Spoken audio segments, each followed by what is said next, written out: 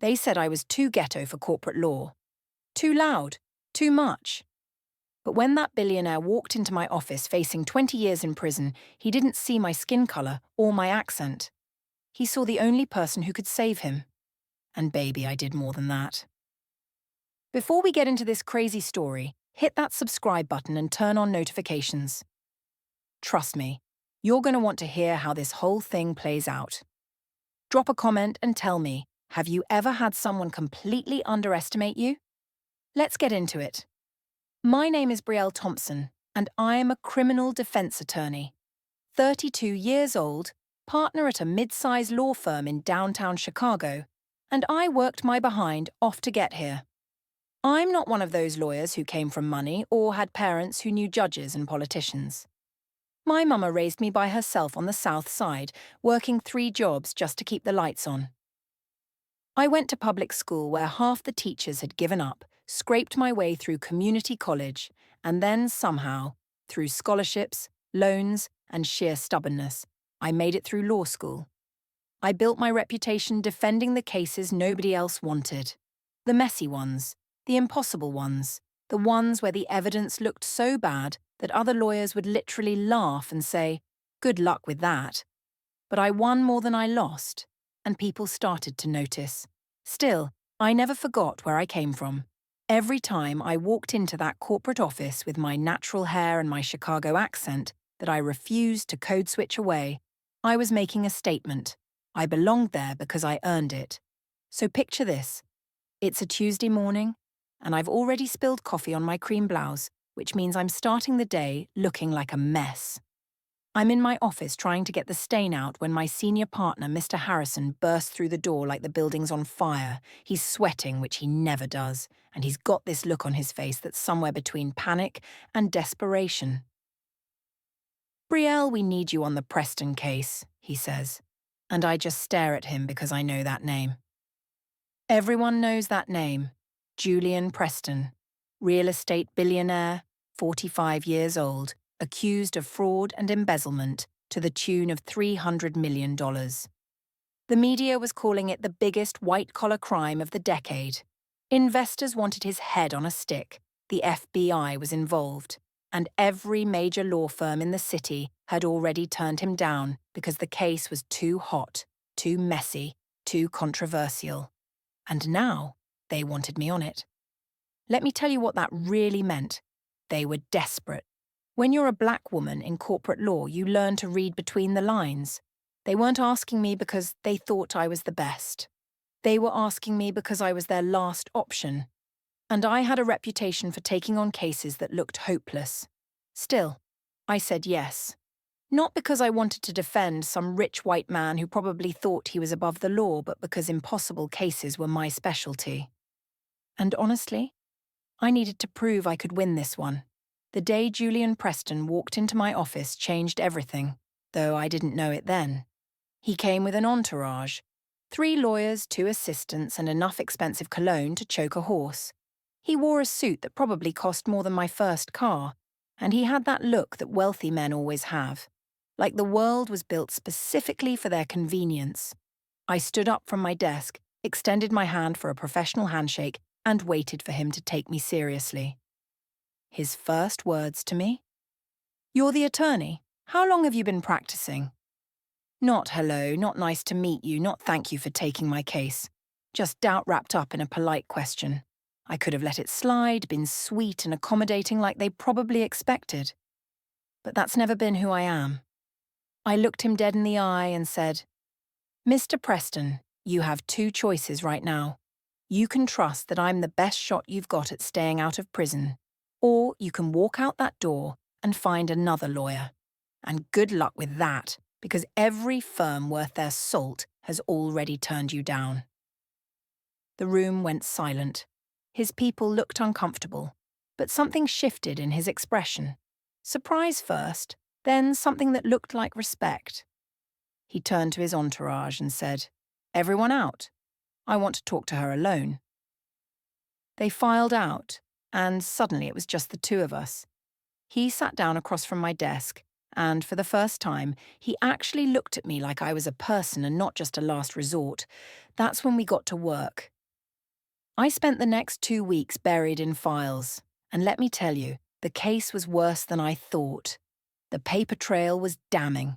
Money had moved through accounts, disappeared into offshore holdings, and every road led straight back to Julian Preston. If I took this to trial with what we had, he'd be lucky to see daylight before he turned 60. But I don't give up easy. And I started digging deeper, looking for anything that didn't add up. Julian insisted on being involved in every step. Most clients let their lawyers handle everything and just show up when needed. But not him.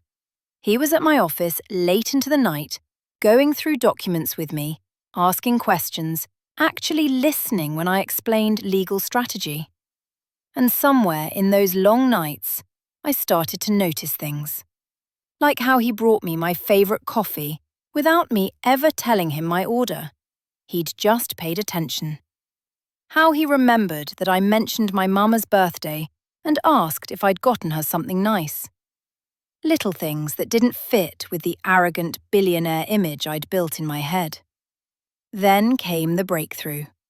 Hidden in thousands of pages of bank records, I found the pattern I was looking for. The money hadn't disappeared randomly. It had been systematically stolen, but not by Julian. By his younger brother, Lucas. Lucas had a gambling problem that had spiraled out of control, and he'd used his position in the company to embezzle funds. Julian hadn't stolen anything.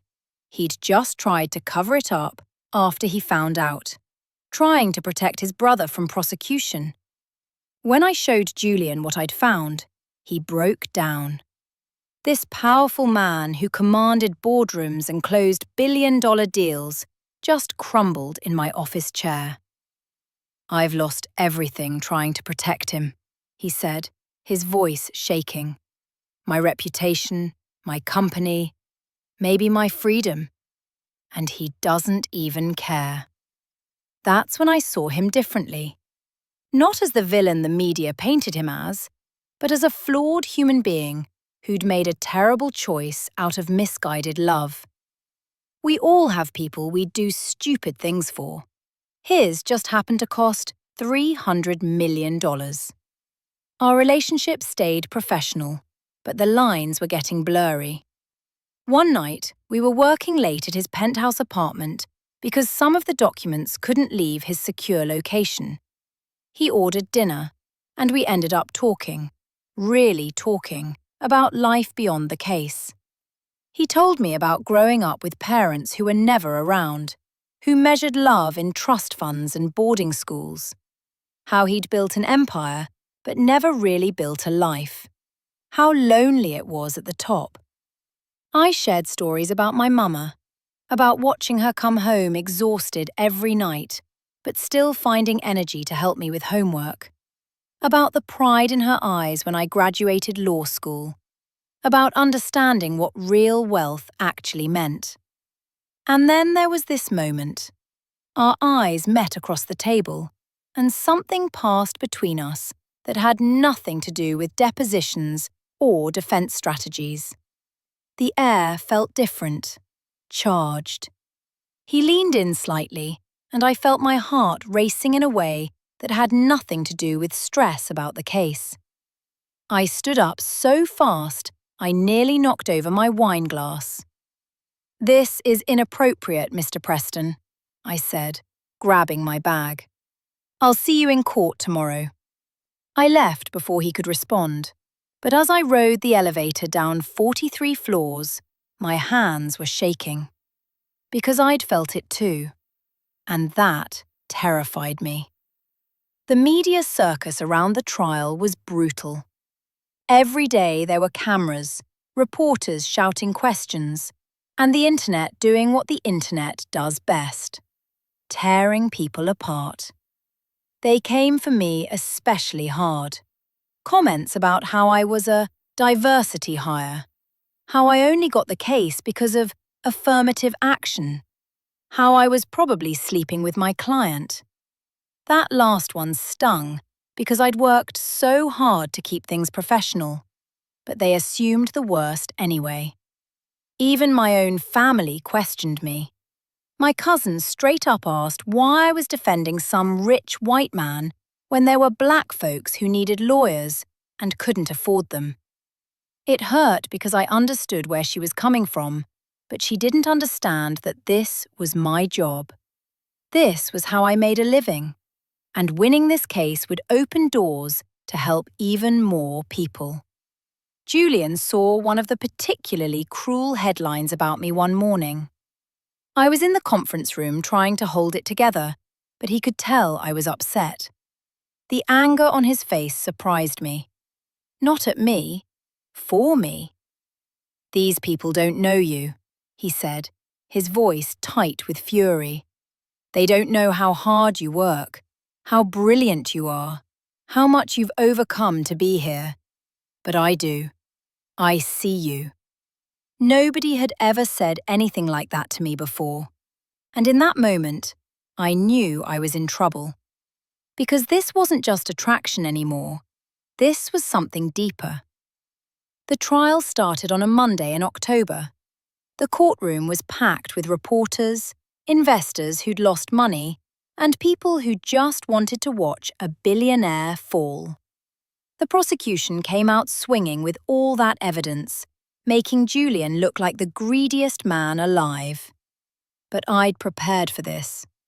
My strategy was simple: humanize Julian and expose Lucas. When I stood up to present our case, something clicked into place. This is where I shine. In the courtroom, it doesn't matter what I look like or where I came from. All that matters is how well I know the law and how effectively I can argue. I was electric that day, confident and unstoppable. I caught Julian watching me with this look on his face. Admiration, yes, but something more. Something that made my stomach flip. I had to refocus and remind myself why I was there. The breakthrough came when I got Lucas on the stand. My cross-examination was surgical. I didn't attack him. I just asked questions, letting him dig his own grave with every answer. And then he broke. Started crying. Admitted he stole the money. Admitted Julian knew nothing about it initially and only tried to cover it up after discovering what Lucas had done. The courtroom erupted. The judge had to bang his gavel for 5 minutes straight to restore order. We'd won. Well, mostly. Julian would still face obstruction charges, but the fraud and embezzlement charges, the ones carrying 20 years, were done. Outside the courthouse during recess, Julian pulled me aside into an empty hallway. "I need to tell you something, and I can't wait anymore," he said, and my heart started pounding because I knew what was coming. "I've fallen in love with you, Brielle. Your strength, your intelligence, the way you stand up for what's right even when it's hard. You're the most extraordinary woman I've ever met." I wanted to say it back. God, I wanted to. But instead I said, "Julian, I'm your lawyer. This is wrong. And our worlds are too different. This wouldn't work." He didn't push, didn't argue, just nodded slowly and said, "When this is over, can we just see what happens? No pressure, no expectations, just a chance." I couldn't answer. I just walked away. That night, I called my best friend Tasha and told her everything. "I have feelings for him," I admitted. "Real feelings. But what will people say? Black woman with a white billionaire? They'll say I'm a gold digger, that he's using me for some fantasy, that I sold out." Tasha listened to me spiral, then said something that cut through all my noise. "The question isn't what everyone else thinks. What do you want, Brielle?" And that's when I realized the truth. I wasn't really scared of what other people would say. I was scared of being vulnerable, scared of letting someone in and getting hurt, scared that maybe I wasn't good enough for that kind of love. The jury came back 3 days later, guilty on obstruction charges only, suspended sentence, probation, and fines. No prison time. I'd won. My reputation skyrocketed overnight. Firms were calling, offering me partnerships, throwing money at me. But through all the celebration, I avoided Julian. I saw him across the courtroom accepting congratulations, and our eyes met for just a second. Then I left. That night, he left me a simple note. Thank you for saving my life. Whatever you decide, I'll understand. J. 2 months passed. I threw myself into new cases, worked 16-hour days and tried not to think about him, but I'd see his name in the news, testifying against Lucas, rebuilding his company, starting charitable initiatives. And I missed him. I missed our late-night conversations. I missed how he saw me. Then one Tuesday morning he showed up at my office. No entourage this time, just him. I'm not here to pressure you, he said quickly. I'm starting a foundation, legal defense funds for people who can't afford attorneys like you. I'm naming it after your mother. I felt tears burning in my eyes. Why? I whispered. Because you taught me what real wealth is, he said. It's not money. It's using what you have to lift other people up. You did that for me. Let me do it for others. All my walls came crashing down. I was scared, I admitted. Scared of what people would think, scared of getting hurt, scared that maybe we're too different. He stepped closer. Then let's build something new. Together. No rules about how it's supposed to look or who's supposed to approve. Just us, figuring it out. I took his hand. I'm all in if you are. When he kissed me, it felt like coming home and jumping off a cliff at the same time. Terrifying and perfect and right. Our relationship wasn't easy. Meeting each other's families was awkward. My mama grilled him for 2 hours straight at Sunday dinner, while my cousins watched like it was pay-per-view. His parents were polite but confused, clearly not understanding what their son saw in me. We got stares when we walked down the street holding hands. The internet had opinions, and not all of them were kind. But we faced it together. He showed up at family barbecues and learned to play spades. I went to charity galas and learned which fork to use for salad. We didn't try to change each other. We just learned each other's worlds and built a new one in between. A year later, we're still here. Still getting looks, still dealing with whispers, still proving that love doesn't have to look like what everyone expects. People ask me if I worry about what they think. The truth? Sometimes. But defending Julian taught me something important. The most important case you'll ever argue is the one for your own happiness. Love doesn't look the same for everyone, and it shouldn't have to. I'm still that girl from Southside Chicago. He's still a billionaire who messed up and learned from it. Together, we're just two people who found something real in a world full of expectations. So that's my story.